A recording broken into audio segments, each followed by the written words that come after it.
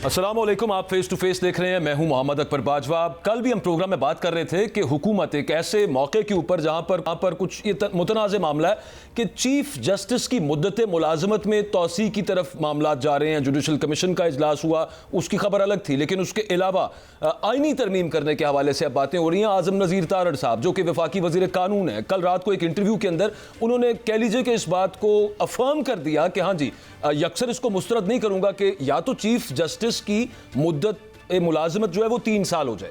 उससे पहले तो ये होता था कि जिस भी उम्र में चीफ जस्टिस बने वो 65 साल पर जाके रिटायर हो जाते थे, या फिर उनकी 65 साल से 68 ईयर्स तक, 68 साल तक उसकी लिमिट बढ़ा दी जाए। यानी कि अगर कोई 64 में भी चीफ जस्टिस बना है तो उसके बाद उसके पास 4 साल होंगे। खैर एनीवेज, इसका इस वक्त सब करने का मामला, इसका सबसे ज़्यादा फ़ायदा कह लीजिए या फिर इसका यूं कह लीजिए कि दूसरी तरफ से इस पर जो रिजर्वेशन आती है वो जस्टिस काजी फायज ईसा साहब से मुताल्लिक है। वो क्या रहे थे ज़रा पहले देख लीजिए।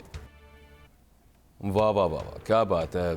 आजम नज़ीर तारड़ साहब कह रहे हैं कि अफवाह गर्दिश कर रही है, यकसर मुस्तरद भी नहीं करना। ये भी साथ कह रहे हैं कि वज़ीर आज़म ने भी आईनी तरमीम की हिदायत की है। सवाल तो यहाँ पे ये भी है, और अच्छा वो बड़ा कमाल था कि बड़े बड़े काबिल हमारे पास जजेस आए हैं और इदारे को ठीक करने का मामला, इशारा उनका यकीनी तौर पर काजी फाइजा साहब की तरफ है। ये बहुत काबिल चीफ जस्टिस साहब हैं और आगे जो आईनी उसको ढांचे को मजबूत करना है वो काजी साहब ही कर सकते हैं। अहम बात यहाँ पे ये है कि ये 2/3 मेजॉरिटी दरकार जो होती है आईनी तरमीम के लिए, जो कि हुकूमत अभी क्लेम कर रही है, वो किस बेसिस के ऊपर कर रही है? उसकी वजह यह है कि मखसूस नशिस्तें जो पाकिस्तान तहरीक इंसाफ या सुन्नी इत्तेहाद काउंसिल की थी, उसके हवाले से अभी सुप्रीम कोर्ट के अंदर अपील पेंडिंग है। 8 मई को वो सुनी जानी है। उससे पहले ही इन्होंने अपना एक प्लान किया हुआ है। ये that remains to be seen कि सुप्रीम कोर्ट का डिसीजन क्या आता है, लेकिन इसकी टाइमिंग बहुत इंपॉर्टेंट है। हमारे साथ नईम हैदर पंजोता साहब मौजूद हैं, पाकिस्तान तहरीक इंसाफ के रहनुमा। हमारे साथ खेलदास कोहिस्तानी साहब होंगे, PMLN लीडर, और इरफान का हमें ज्वाइन करेंगे इन द प्रोग्राम। मैं नईम हैदर पंजोता साहब से स्टार्ट करता हूँ। पंजोता साहब, कैसे लेगी पाकिस्तान तहरीक इंसाफ वो जो आपने सुनी लिया, हमने आपको सुनवाया कि इरफान तारड़ साहब जो बात कर रहे हैं कि भाई इतने काबिल लोग पहले भी आए, उनको मौका नहीं मिला इंस्टीट्यूशन को स्ट्रेंथन करने का, तो यहाँ पे मजीद स्ट्रेंथन करने का उनके मुताबिक ये मामला है कि इस वजह से मुद्दत मुलाजमत में कुछ तोसी वाली तरफ वो सोच रहे हैं। बहुत शुक्रिया बाजवा साहब, आपने मुझे अपने प्रोग्राम के अंदर बुलाया। देखिए, बात यह है कि हम हर रोज़ ये कह रहे थे, ये चला रहे थे कि काजी साहब की मुद्दत मुलाजमत में तोसी के बारे में जो है हमें इतलात मिली हैं कि उनको नवाजा जा रहा है। और नवाजा क्यों जा रहा है? क्योंकि बल्ले का निशान लेने का मामला हो, बुनियादी इंसानी हकूक़ की खिलाफ वर्जियाँ जो हुई पूरे मुल्क के अंदर, सिविलियन का जो मिलिट्री ट्रायल अभी जो है वो जारी है, उसके अलावा जो है वो पाकिस्तान तहरीक इंसाफ के साथ जो इलेक्शन के अंदर हुआ, हमारे तजवीज़ कुनंदे, तायद कुनंदे उठाए गए, पेपर छीने गए, और फिर धांधली के ज़रिए फॉर्म 47 में जो है वो सो कॉल जो हमेशा डील करके आए हैं उन लोगों को जितवाया गया। तो ये सारी चीज़ों की जो निगरानी है, या ऊपर अगर कोई बैठा हुआ था तो वो सिर्फ और सिर्फ काजी फाइजा साहब थे, क्योंकि सबसे बड़ी अदालत के वो सरबराह हैं और उनका हक बनता था कि मुल्क के अंदर लोगों को इंसाफ फराहम करना। इमरान खान साहब की डिस्क्वालिफिकेशन वाला मामला हो, सुप्रीम कोर्ट में ज़ेर इल्तवा है। 9 मई के हवाले से जुडिशल कमीशन बनाने का मामला हो, वो 25 मई से 1 साल होने वाला है, तो वो वहाँ पर मामला ज़ेर इल्तवा है। अभी तक उसके ऊपर कोई जुडिशल कमीशन नहीं बन सका, जहाँ से पाकिस्तान तहरीक इंसाफ के ऊपर ये क्रैक डाउन शुरू किया गया था या खान साहब को वो गद्दार और बागी और पत्नी क्या क्या कहा गया था। तो ये सारी चीज़ों के जो थे वो क्योंकि काजी फाइजा साहब ने जो है आज तक कहा है कि जी बिल्कुल मुदाखलत जो है वो नहीं हो रही। बिल्कुल हमेशा उन्होंने कहा है कि जी कोई किसी किस्म की इंटरफेरेंस जो है उनके काम में नहीं हुई। अब देखें इस जो है अमेंडमेंट के अंदर क्या चीज़ लाई जा रही है कि या जो है रिटायरमेंट की एज जो है वो 68 ईयर की जाए, या फिर उसके अंदर ये तरमीम की जाए कि 3 साल जो है वो टाइम कर दिया जाए चीफ जस्टिस के ओहदे का, ताकि किसी सूरत जो है एक फर्द वाहिद को जो है वो फायदा दिया जाए। जैसे नैब के अंदर तरमीम की गई थी और नवाज शरीफ और इन तमाम लोगों को उनके केसेस खत्म करने के लिए सारा किया गया था, या उनकी जो डिस्क्वालिफिकेशन की गई थी, जो इलेक्शन एक्ट के अंदर तरमीम की गई थी कि नवाज शरीफ की ताहयात नाअहली को 5 साल जो है वो करके और उनको जो है इलेक्शन लड़वाया जाए। तो ये फर्द वाहिद का जो तरमीमी प्रोसीजर है ना, इसको बंद होना चाहिए। लेकिन जो ये आईनी तरमीम की करने का इरादा किया गया है, या आजम नज़ीर तारड़ साहब उसकी एंडोर्समेंट कर रहे हैं कि बिल्कुल जी मुख्तलिफ जगहों से ये बातें जो हैं हुई हैं, और इसके ऊपर जब हम मेरे पास टास्क आएगा तो फिर मैं उसके ऊपर जो है अमल करूँ। नहीं, वो तो नजर आ रहा है, वो नजर आ रहा है, ये ऐसी उन्होंने बात टाल दी है, वो तो नजर आ रहा है कि अप्रूवल भी है, वजीर आजम खुद कहते हैं कि उन्होंने टास्क दे दिया है और बाद में वो कहते हैं कि मुस्तरद भी नहीं करता, वो तो नजर आ रहा है। मेरा एक छोटा सा सवाल आपसे ये है कि चीफ जस्टिस के पास इंतजामी इख्तियारात तो होते हैं, प्रैक्टिस एंड प्रोसीजर बिल के बाद वो थोड़े से उनमें भी कमी हो गई, लेकिन जो फैसला होता है उसमें तो चीफ जस्टिस ओवरऑल सिर्फ फर्स्ट अमंग द इक्वल्स होता है। फैसले के अंदर तो तमाम जज वही हैसियत रखते हैं जो चीफ जस्टिस की भी उतना ही काउंट करता है। जो फैसले आए हैं वो सिंगल मेंबर बेंच तो नहीं था, तो आप you can not single out justice Qazi Faez साहब, बाकी जजेस भी बेंच के अंदर मौजूद थे। देखें, सिंगल आउट इस तरह से करते हैं कि जब भी उनके पास मामला हमारा जाता है काजी साहब के पास, तो वो एक तो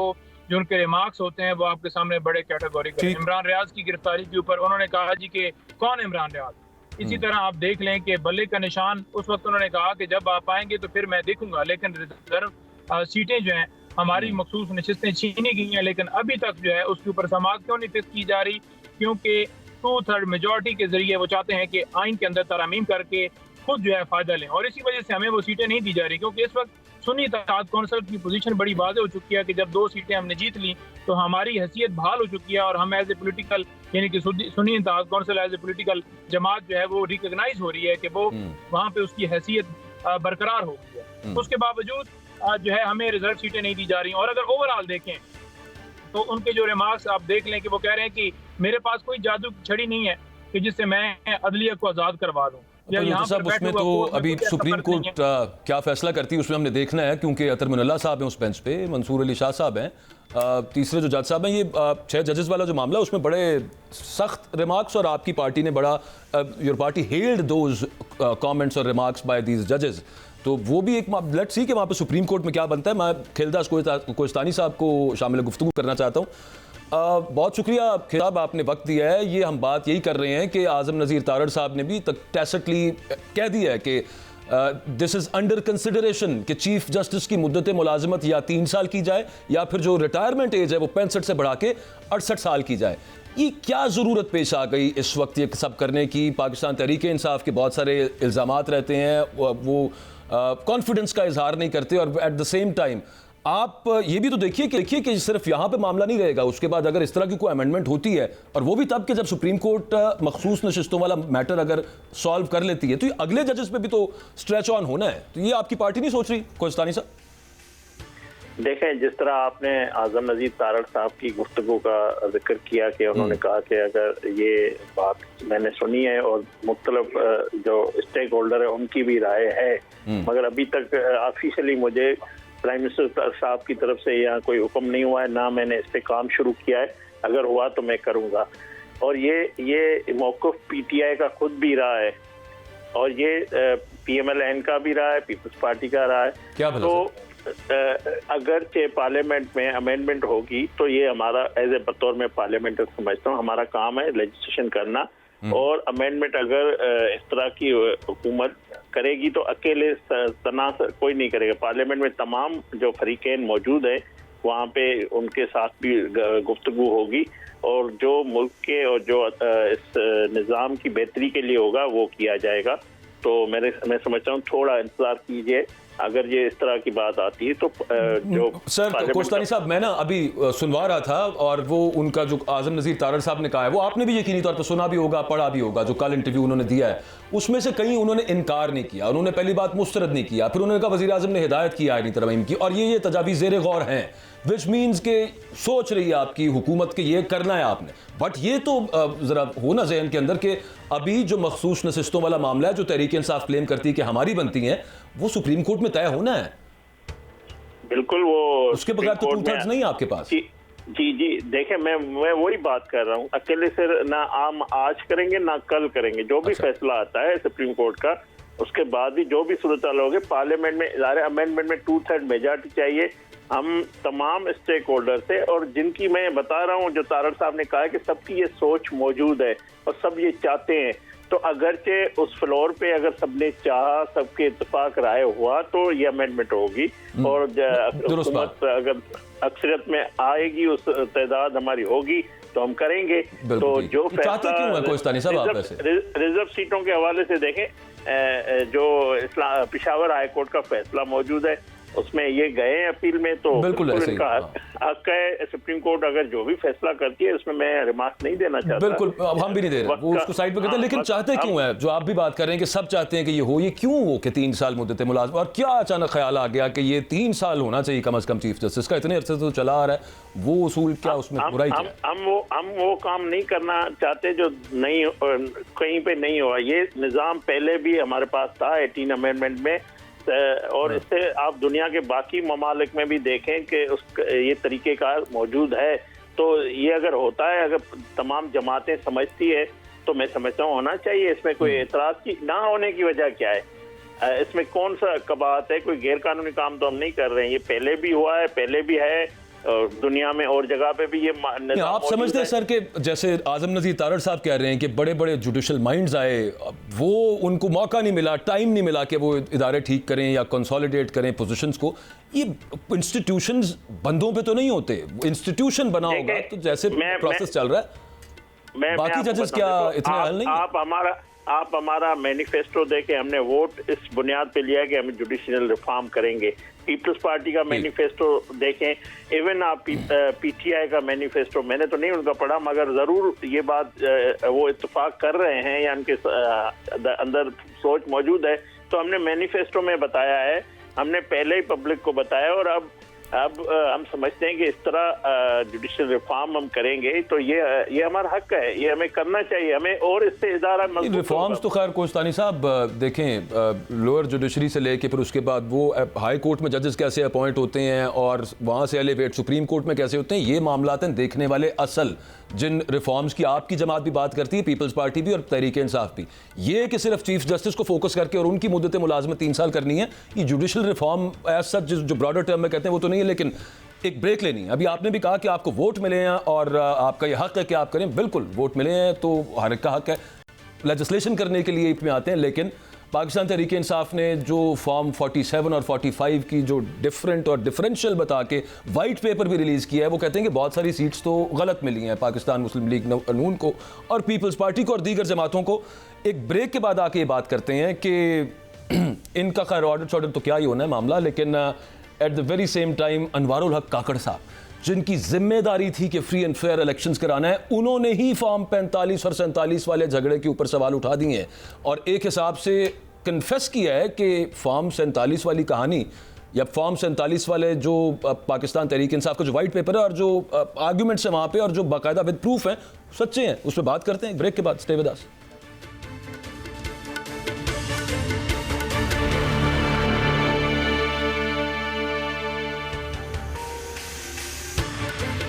वेलकम बैक।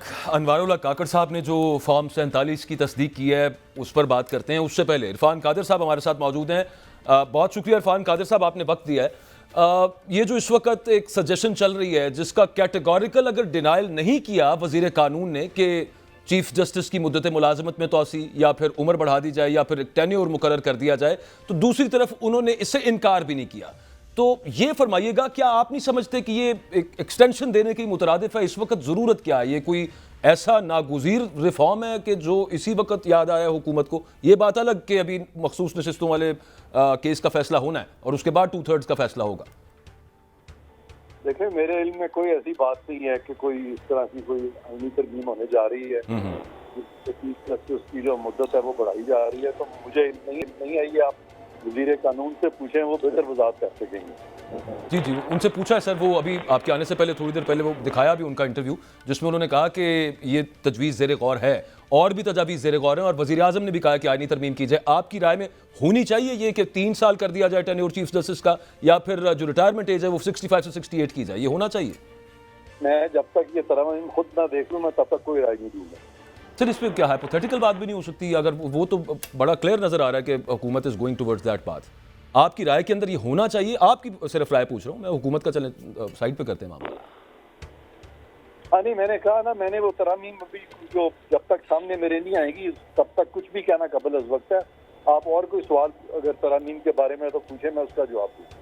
अच्छा, जुडिशल रिफॉर्म्स के हवाले से अगर अब हुकूमत कहती है कि हमारा काम है कि हम लेजिस्लेशन करने आए, और बिल्कुल दुरुस्त कहते हैं, करना भी उनका काम भी उनका यही है, लेजिस्लेशन करना, बेहतर करना मामलात को, इस चीज़ को साइड पे कर देते हैं। इसके अलावा कौन से जुडिशल रिफॉर्म्स है जो आप समझते हैं होना चाहिए? ये यहाँ पे मैं समझता हूँ कि ये जुडिशल रिफॉर्म्स की ज़रूरत है और ये जुडिशल रिफॉर्म पैकेज एक आना चाहिए जिसमें कि कॉन्स्टिट्यूशनल अमेंडमेंट होनी चाहिए।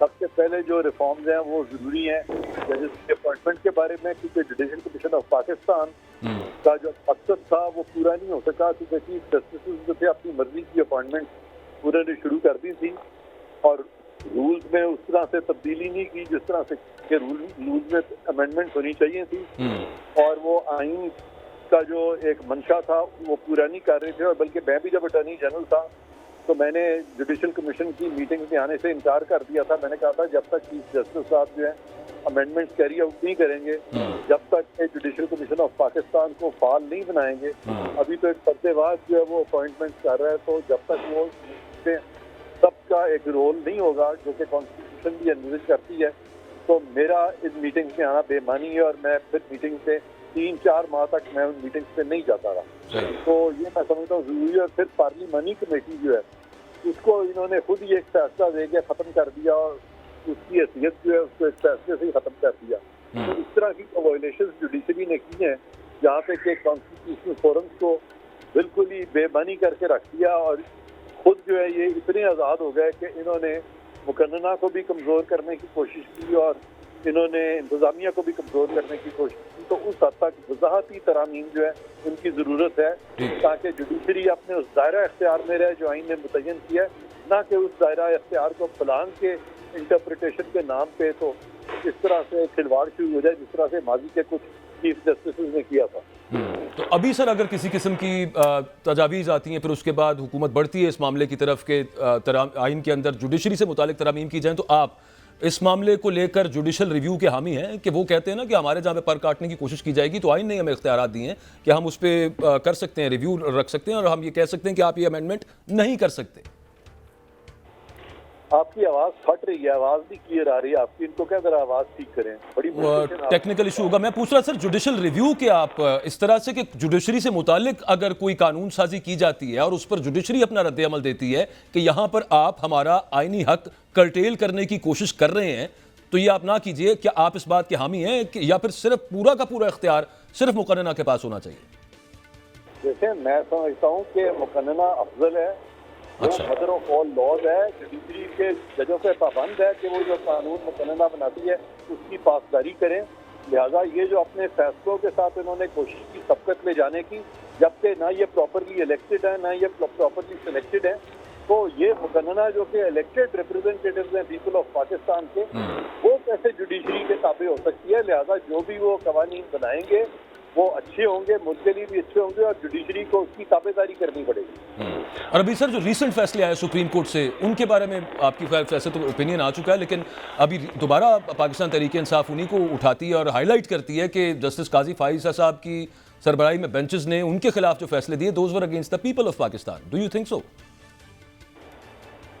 देखें जजेस जो हैं वो उनके बारे में मुख्तलिफ पोलिटिकल पार्टीज जो हैं वो मुख्तलिफ राय जाहिर करती रहती है, बिल्कुल करती है, तो वहाँ पे भी मेरा ख्याल है तरमीम की ज़रूरत है ताकि, लेकिन ये क्योंकि ये बहुत आपका सियासी सवाल है तो मैं इस पे इस वक्त इज्तनाब करूँगा कोई भी बात करते हुए। ठीक है, चलें, thank you very much for your time. Irfan Qadir साहब आपने अपना कीमती वक्त दिया।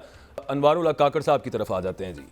वो मामला ये हुआ कि हनीफ अब्बास, वो गंदम स्कैंडल चल रहा है, आपको पता ही है, हम भी प्रोग्राम में उसके बारे में बात करते रहे। अचानक याद आ गया कि पिछले साल अप्रैल के अंदर गंदम इंपोर्ट करने की इजाज़त क्यों दी, किसने दी, उस पर तहकीकात की जाएँ। कहानी कुछ यूँ गर्दिश में है कि अनवारुल हक काकड़ साहब जो सेनेटर बने और फिर ये जो हुकूमती जमातें PMLN, पीपल्स पार्टी, MQM और बाकी बाप वगैरह, वोट्स तो 2-3 सेनेटर्स को, फैसल वाडा साहब को, मोहसिन नकवी साहब को, काकड़ साहब को इसी तरफ से मिले।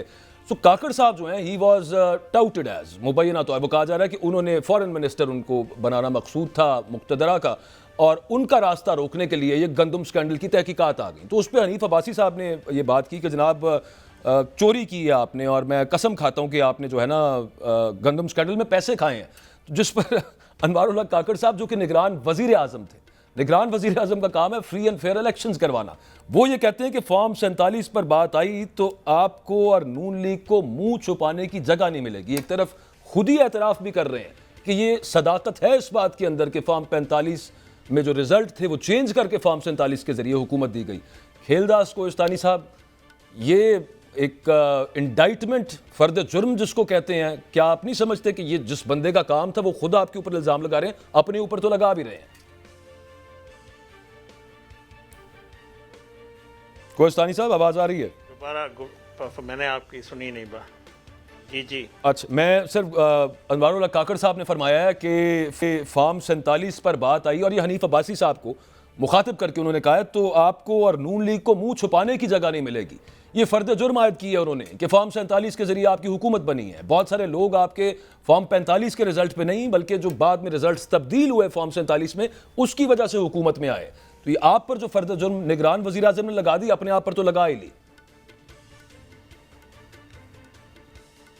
देखिए, पहली बात तो मैं ये बात करूं आपको कि जो फॉर्म 45 की प्रोपेगेंडा किया जा रहा है पीटीआई की जानिब से शुरू के दिन से, मुझे ये बताया जाए, ये कहते हैं कि हमने 180 सीटें हमारी थी, तो आप अदालतों में या ट्रिब्यूनल में जो भी फोरम है वहाँ पे कितनी सीटों पे गए, और जहाँ पे भी रिकाउंटिंग हुई है वहाँ पे आपको शिकस्त हुई है। रिकाउंटिंग में सब तमाम जमातों तमाम उम्मीदवार मौजूद होते हैं, वहाँ पे आपको शिकस्त हुई है। तो ये एक बयानिया बनाने की बात की गई, इनका ये वतीरा है झूठ को सच बनाना, ये पीटीआई की सोशल मीडिया और इनका काम है। यहाँ तक ये पाकिस्तान के जो हमारा कौमी इदारा है जो पाक फौज, उसके खिलाफ भी ये मनगढ़ंत इस तरह की करते रहे हैं, इनका ये काम रहा है। जो वज़ीर-ए-आज़म निगरान वज़ीर-ए-आज़म के हवाले से आपकी बात की, मैं आपको बताऊं, पाकिस्तान के किसी भी शख्स को बतौर वो निगरान वज़ीर-ए-आज़म या कोई पीटीआई का कोई भी शख्स अगर समझता है कि ये 47, 45 इदारे खुले हुए हैं, जाएं प्रूफ लेके आएं और प्रूफ कौम के सामने रखें। इस तरह तो ये बात नहीं होगी, आपने बात कर दी मैं भी उठ के बात कर लूं, ये इस तरह हुआ, ये नहीं हो सकता। मैं भी सर यही कह रहा हूं, जो भी है कोई भी जिम्मेवार शख्स है सर, मैं भी यही कह रहा हूं ना, जुडिशल कमीशन तो वो फॉरम मौजूद है, कौम को सच बताएं, हुकूमत का काम, आप लिखें कि जुडिशल कमीशन लाए और कौम के सामने रखें। जी सर, मैं वही पूछ रहा हूँ। देखिए, पहले मुझे ये बताएं ना, जो क्लेम करते हैं कि हमारी 180 सीटें हैं, वो जाए ना, वो जाए, क्या अदालती निज़ाम पे इनको एतबार नहीं है, एतमाद नहीं? यही अदालतें हैं, 55 सेकंड में 55 जमानतें पेशावर हाई कोर्ट ने 9 मई के मुलजिम को दी है, यही अदालतें हैं ना। तो इस अदालतों में जाएं, अगर उनको पेशावर हाई कोर्ट अच्छा लगता है वहाँ चले जाएं, अगर कोई और अच्छा लगता है वहाँ चले जाए, जो जज इनकी मर्जी का चाहिए वहाँ पे चले जाए, ये सारे सिस्टम मौजूद है। तो अगर उनको एतमाद है अपने इदारों पे तो जाके रिलीफ मांगे, जाके इंसाफ मांगे। चले खैर, ये बात कर लेना 45, 47 ये गुमराह करने की बात है, इंतशार फैलाने की बात है। अगर किसी के पास प्रूफ है, किसी के पास, किसी जमात के पास, किसी फर्द के पास, मैं किसी पे इल्जाम नहीं लगा रहा, वो जाए उनको प्रूव करे कि ये धांधली हुई है, देखे कौम के सामने लाए। 2013 में भी तो धरना दिया था, आप गए थे ना सुप्रीम कोर्ट में कि धांधली हुई है, फिर उस फैसले में क्या हुआ? तो अभी भी वही निज़ाम मौजूद है, वो सुप्रीम कोर्ट भी मौजूद है, क्यों नहीं चले जाते आप लोग? सिर्फ ये प्रोपेगेंडा करना, ये 45 वाले फार्म है, ये 47 वाला है, भाई इस तरह आप वैसे नहीं, आप क्या करना चाहते हैं? मुल्क को कहाँ लेके जाना चाहते हैं? इस निज़ाम को कहाँ लेके जाना चाहते हैं? इस जमहूरियत को कहाँ लेके जाना चाहते हैं? क्या आप चाहते हैं कि पाकिस्तान के अवाम के मसाइल हल हो? साहब, आप टीवी नहीं देख रहे, उज़रदारियों में गई हुई है तहरीक इंसाफ। वैसे चलें उन्हीं से पूछ लेते हैं, वो मैं उसका क्या बताऊं, क्योंकि मैं तो सिर्फ खबर बता रहा हूं कि ये तो जो चीजें आप कह रहे हैं वो सब कुछ है। मैं तो जुडिशल कमीशन का आपसे पूछ रहा था, उसका आपने नहीं, आप उसका जवाब देने से गुरेज हैं। मैं पंजोता साहब से पूछ लेते हैं ना, साथ ही बैठे हैं। जी पंजोता साहब, बताएं कहां कहां पे गए हैं आप, कौन कौन से ट्रिब्यूनल और कौन कौन से आपने अदालती कानूनी दर खटखटाए हैं?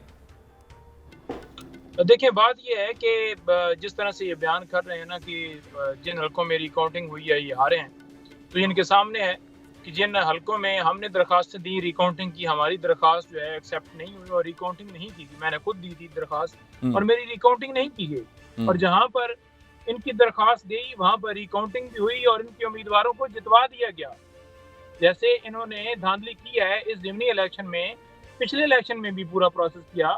अब उसके अंदर कोई ढकी छुपी बात ही नहीं है कि कैसे जो बॉक्स थे, बैलेट बॉक्स थे, वो भर कर लाए गए थे, और जहां पर बॉक्स तोड़ने की भी वीडियोस हमारे पास मौजूद हैं। और इससे अगर बैकग्राउंड पे जाएं तो ये सारे जो तमाम इन्होंने DROs और ROs लिए थे इंतजामिया से, वो लोग जो 3 MPU के तहत लोगों को उठाते हैं, उन लोगों के ऊपर ही काजी फाइज ने मोहर लगाई थी जो कि इनको सहूलत दे के और इनको सिर्फ और सिर्फ मसरत पे बिठाने का सारा तरीकाकार अपनाया गया था। और उसके अंदर नॉमिनेशन पेपर छीने गए हमारे। मैं खुद हाई कोर्ट से मेरे पेपर एक्सेप्ट वो हुए, तो टीवी पे और सबने अगर देखा। मेरे एक्सेप्ट हाई कोर्ट से हो रहे हैं तो रिजेक्ट होने की जवाब तो समझ आ गई ना कि वो बगैर किसी जवाब के मेरे रिजेक्ट हुए, इसी वजह से एक्सेप्ट हुए ना। तमाम हल्कों में यही हुआ। हमारे कासिम सूरी नहीं लड़ सके, हमारे परवेज इलाही नहीं लड़ सके, हमारे शाह महमूद कुरैशी नहीं लड़ सके, और कितने लोग हमारे इलेक्शन के अंदर अपीयर नहीं हो सके। मुराद सईद नहीं अपीयर हो सके। क्यों नहीं अपीयर हो सके? क्योंकि वो मुल्क के दुश्मन है, वो गद्दार हैं। यहाँ पर कुलभूषण यादव को प्रोटोकॉल हासिल है, यहाँ पर नवाज शरीफ जो मुल्क से 4 हफ्ते का टाइम लेकर 4 साल वापस नहीं आता, और वो जो है वो अदालती मफरूर को प्रोटोकॉल हासिल है। प्रोटोकॉल के लिए जो इलेक्ट्रॉनिक मशीनें हैं वो एयरपोर्ट के ऊपर पहुंच जाती हैं, लेकिन इमरान खान के ऊपर झूठे केसेस बनाकर, जो कि राना सनाउल्लाह खुद एतराफ कर रहा है कि अगर हमारे साथ बातचीत करे तो फिर केसेस भी सारा मामला सेट हो जाए। तो ये नहीं कि वो खुद कह रहा है कि हमारे साथ बात करे, बैठे बात करे तो केसेस खत्म हो जाएंगे। इस बात का एतराफ उसका करना और 6 जजेस का वो लेटर लिखना जिसमें वो कह रहे हैं कि हमसे फैसले करवाए गए हैं, लोअर जुडिशरी से करवाए गए हैं। फिर उन्होंने 6 जजेस के ऊपर तो इतराज डाल दिया, फिर वो हाई कोर्ट लाहौर खड़ा हो गया, हाई कोर्ट पेशावर खड़ा हो गया। तमाम लोग कह रहे हैं कि ये मुदाखलत हो रही है, लेकिन यहाँ पर आंखें बंद क्यों? और ये कोई बंदा नहीं बात करता।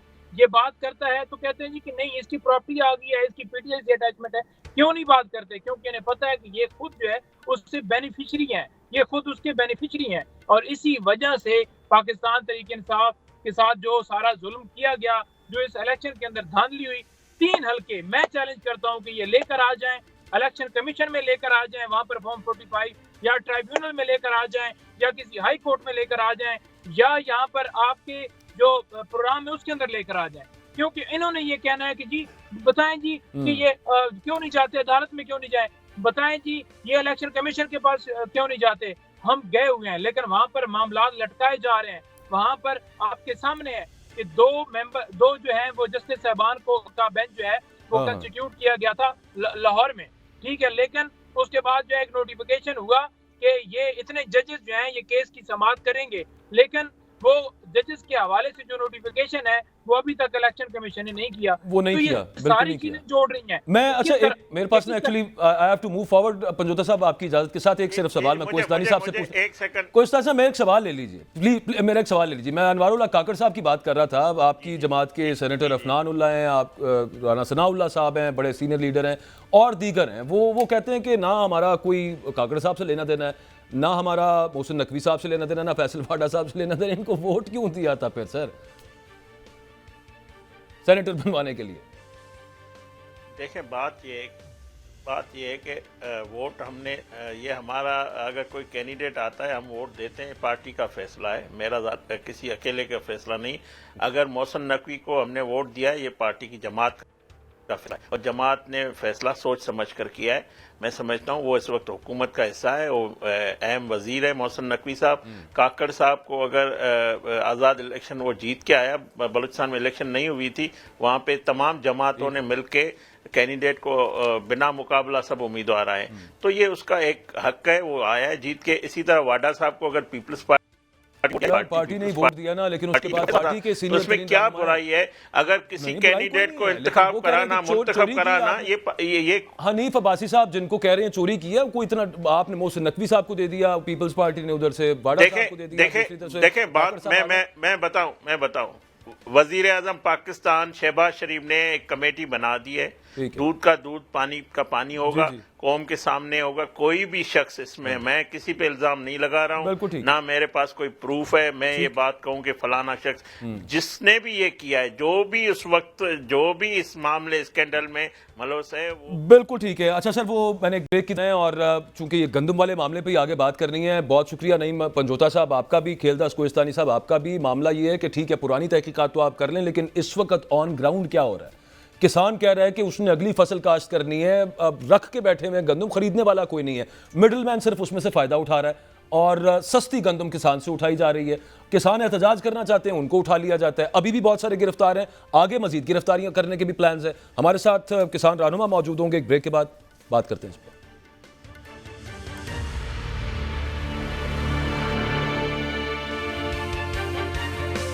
प्राइम मिनिस्टर पाकिस्तान ने गालिबन सऊदीया जा रहे थे उस वक्त, वो एक जब ये इशू हुआ कि जनाब किसानों से गंदम खरीदी नहीं जा रही और जो सपोर्ट प्राइस है उस पर नहीं खरीदी जा रही, तो वो कहेगा जनाब टारगेट मैंने दे दिया, मैंने कह दिया, पैस्को को भी कह दिया है कि इतने लाख मेट्रिक टन गंदम जो है वो आप खरीद लें। लेकिन सूरत हाल ये है कि ग्राउंड पे कुछ नहीं बदला, उसी का उसी तरह है। और इस्तेहसाल ये है किसानों का कि वही माफिया और मिडल मैन जो होते हैं, जो हमेशा से पहले भी चलता रहा मामला, वो ये कर रहे हैं कि जनाब वो 2500-2600 पे बहुत सस्ते दामों, जितने में कॉस्ट भी पूरी नहीं हो रही किसान की, उतने में गंदम खरीद रहे हैं और बहुत से किसान बेचने पे भी मजबूर हैं। आगे बेचारे करें तो करें क्या। महमूद बुखारी साहब हमारे साथ हैं, खालिद खोखर साहब हमारे साथ हैं, किसान रहनुमा है दोनों। बुखारी साहब, मामला तो यहीं तक है, आप एहतजाज करना था आपने, मुझे याद है 29 अप्रैल को, उस वक्त तो क्रैकडाउन हो गया, लाठीचार्ज हो गया, डिटेंशंस हो गई, आगे भी गालिबन इसी तरह का मामला होगा। अभी तक सूरत हाल ऑन ग्राउंड क्या है, ज़रा बता दीजिएगा आवाम को भी, कि वो जो वादे थे हुकूमत के कि जनाब खरीदारी स्टार्ट कर रहे हैं, तो कहीं पे भी खरीदारी स्टार्ट नहीं हुई, क्योंकि जिन इलाकों को मैं जानता हूँ वहाँ पे तो नहीं हुई। जी बिस्मिल्लाहिर्रहमानिर्रहीम। मेरा ख्याल है कोई इंटरनेट का इशू है, कनेक्शन डाउन हो गया। खालिद खोखर साहब, आपसे मैं सेम सवाल, बल्कि महमूद साहब आ गए। महमूद साहब अब आप बोलिएगा प्लीज।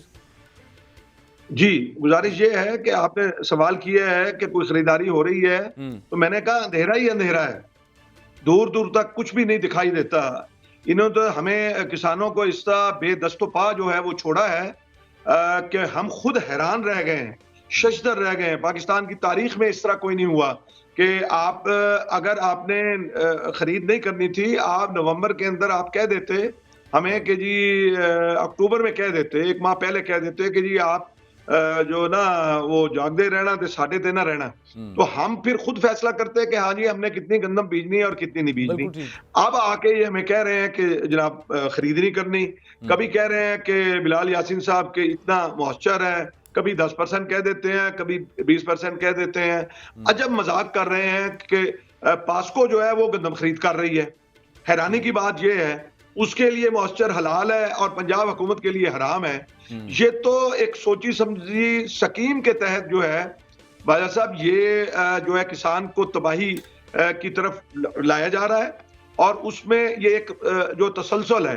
अब हमने वो जो गंदम इंपोर्ट हुई, देखें ये हुकूमतों का काम होता है कि अगर शॉर्टफॉल आए तो उस वक्त उसको किस तरह से मैनेज करना है, और अगर सरप्लस हो जाए तो उसको किस तरह, यानी इतनी नाअहल, नलायक और नाबालिग मैं कहता हूं कि ये हुकूमत है कि वो बिल्कुल ही उसके हाथ पांव फूल गए। उसने कहा जी कि हम तो वारिस बनते ही नहीं है, या फिर फूड सिक्योरिटी के वो बातें थी, और इन्होंने अपनी ही बात को रद्द किया। जो इन्होंने प्लान दिया था कि 1 से 17 अप्रैल तक आप बारदाना ले लें और उसके बाद जनाब जो है वो 2 दिन में वेरिफिकेशन हो जाए और 22 को प्रोक्योरमेंट हो जाएगी।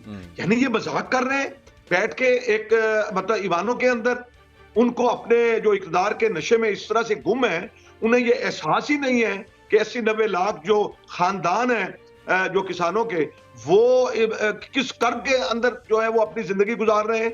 और आज यानी 2600 तक जो लूट मार का एक अजीब बाजार गर्म है। मुझे बताएं कि जब खाद जो है वो किसानों को लाइनों में लग के और ब्लैक में मिल रही थी, उस वक्त तो हुकूमत ने कोई एक्शन नहीं लिया। और आज अगर किसान आवाज उठाना चाहता है और उसको फिर हरासा भी किया जाता है, उस पर FIR भी होती है और उसको जनाब रोका भी जाता है। यार ये तो कोई बात नहीं है कि भाई हम अपनी बड़ी आवाज भी की बुखारी साहब, आप बिल्कुल दुरुस्त कह रहे हैं। उसमें एक बात तो ये है कि चलें वो जो कमिटमेंट हुकूमत की तरफ से वो पूरी नहीं हो रही, पिछली तहकीकात हैं उसमें चलें देखते हैं क्या निकलता है। सिर्फ सियासी मामला तो नहीं है कि एक बंदे को, मैं आपके आने से पहले बात कर रहा था कि वो वजीर खारजा बनने से रोकना है तो वक्ती तौर पर तहकीकात कर लो, उसके बाद में टीपा हो जाए, ये हो सकता है, वेरी मच पॉसिबल। एक बात मैं यहाँ पे नाजरीन आपसे ये करना चाहता हूँ कि बिलाल यासीन साहब पंजाब के वजीर खुराक, हर प्रोग्राम से पहले हम उन्हें प्रोग्राम में शिरकत की दावत देते हैं, but he refuses to come here. और तशवीशनाक बात खालिद खोखर साहब ये है कि अगली दफ़ा किसान खुदा न खास्ता इस सारी सिचुएशन से तंग आके कि मतलब मुझे क्या फ़ायदा मैं गंदम उगाऊं और सपोर्ट प्राइस पे मेरे से ख़रीदी ना जाए, बारदाना मुझे मिले ना, वो ना उगाए, अगली दफ़ा खुदा ना करे और नेशनल फूड सिक्योरिटी का एक ख़तरा पड़ जाना कि अच्छा जी हूँ गंदम मंगवानी पैनी है बारों।